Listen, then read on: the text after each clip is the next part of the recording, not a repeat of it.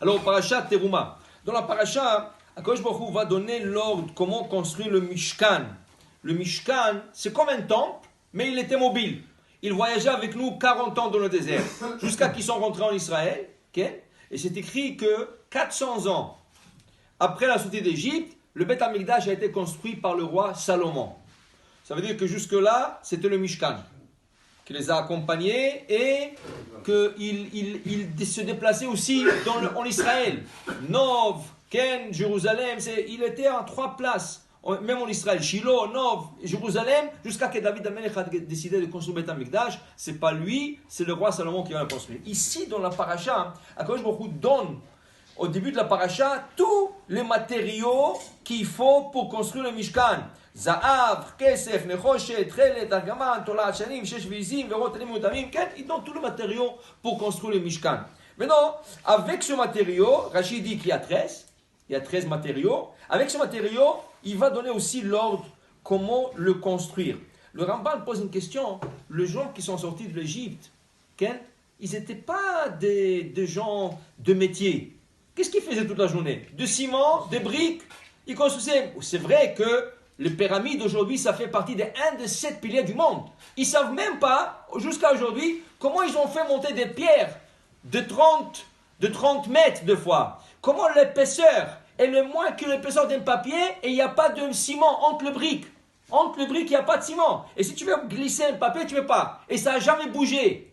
C'est quoi le système? C'était quelque chose d'extraordinaire. On ne comprend pas. Même les scientifiques ne comprennent pas jusqu'à aujourd'hui comment ça a été fait. Il n'y a pas. Okay? Mais à part ça, comment faire des tissages? Comment faire la couture? Comment faire la construction du bois? Comment la sculpture du bois? La sculpture en or? La sculpture en argent? Il ne sait pas. Dit le Ramban que quand Moshe a demandé qu'il le fasse, il leur a dit qui est capable de le faire? Alors il y a des gens qui sont venus en avant, nous on sommes capables de le faire. Mais ils ne savaient pas. Le fait qu'ils sont venus en avant, Hachem leur a donné la chokhma pour le faire. Ce n'étaient pas des gens qui avaient la chokhma, mais le fait qu'ils sont venus en avant, nous sommes capables de le faire, mais tu ne sais pas comment faire. Pas grave, Hachem va montrer, il leur a donné chokhma lev, une sagesse de cœur, pour qu'ils puissent faire tout cela. Maintenant, ils vont faire chaque détail. Par exemple, ils font un candelabre, il y a une table en or, il y a deux misbéach, 2 autels, un en cuivre, l'autre en or. Okay? Il y a le yériot, le tissu, il y a tout. Il y a une chose qui a intrigué les commentateurs. Chaque fois qu'Hachem a donné l'ordre de construire quelque chose, c'est écrit Va'asita. Va'asita, tu feras. Pourquoi tu feras? Parce qu'il s'adresse à qui? À Moshe Rabbeinu.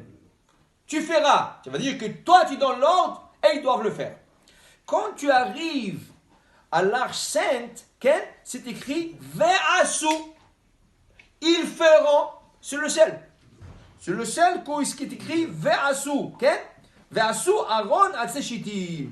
Pourquoi le Aaron c'est Ve'asu au pluriel? Tout le reste, le candelabre, le misbeach, les yériot, Ve'asita.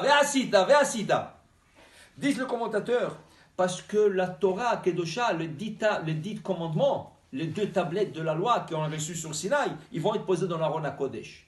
Pour te dire qu'il n'y a pas de propriétaire sur la Torah. Sur la Torah, il n'y a pas de propriétaire. Si ça aurait été écrit Ve'asita, alors comme si Moshe Rabbeinu serait le propriétaire de la Torah. Alors on va dire, la Torah a été demandée à Moshe Rabbeinu, c'est rien que lui le propriétaire. Non, Ve'asu. Pourtant te dire que pour la Torah, c'est tout le monde, c'est pour tout le monde, c'est pas pour un individu. Okay? Alors il raconte une histoire sur le Chafetz Chaim. Une fois, le Chafetz Chaim, il voulait construire une grande yeshiva. À l'époque, c'était pas comme aujourd'hui. Tu peux avoir des yeshivas de 50 élèves, de 100 élèves, de 200, 300. À l'époque, c'était des grandes yeshivot.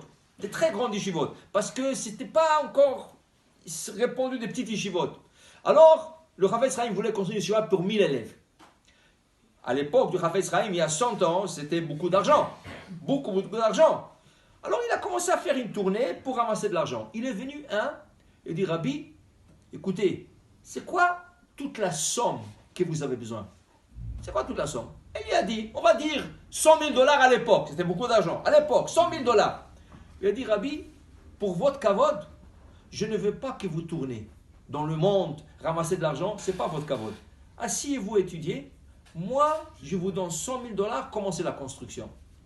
Le Chafetz Chaim lui a dit, Toda Rabba, mais je ne peux pas l'accepter. Il a dit, pourquoi? Il dit, parce que la Torah n'a pas de propriétaire. Si je confie toute la Jiva entre vos mains, ça veut dire que vous êtes propriétaire de la bâtisse. Demain, vous allez venir, mais c'est pas comme ça, je ne vais pas que vous utilisez ça, je ne vais pas que vous... Il faut que tout le monde participe. Il dit, non, vous sortez ça. Il dit, Ve'asu avon atzeshiti. Ve'asu. Tout le monde doit participer. Le Chafetz Chaim lui a dit, donnez une belle donation, j'accepte, mais le tout, je n'accepterai pas. Et là, il a continué à faire la tournade pour ramasser tout l'argent pour construire sa yeshiva.